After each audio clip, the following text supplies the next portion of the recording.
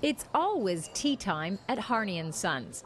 The company has been making tea for 32 years, but 5 years ago, they decided to open a store in the heart of Manhattan after demand for their tea got really hot. We started working with Barnes & Noble, and so that we increased our demand and we also increased our outreach. And so all of a sudden, people were trying to find a place to buy us other than, at Barnes & Noble, or online. They once offered 6 different teas. Now they have more than 300 varieties. The U.S. market for tea has grown from under $2 billion in 1990 to roughly $10 billion in 2013.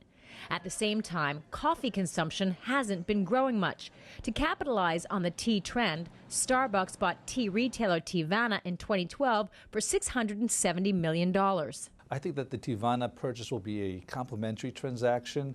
It's starting from a very small base, but is growing now faster than the coffee business itself. So I think it's something that'll be complementary and help the company expand.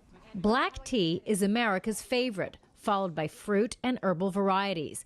But the fastest growing teas are artisanal and green teas. Some people even get the really expensive grade every day, and that's like $12 to get a to-go cup of it.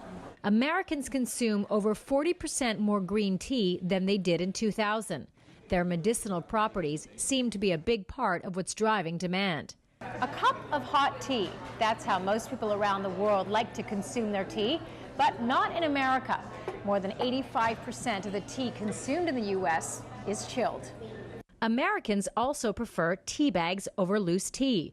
But Harney says that's changing as younger tea drinkers are developing more refined tastes in tea and are looking for unique blends often only found in loose tea. And in the last 10 years, it's really turned around, and people are so interested in the stewardship programs, in the knowledge, in the single estate direct buying that companies are doing.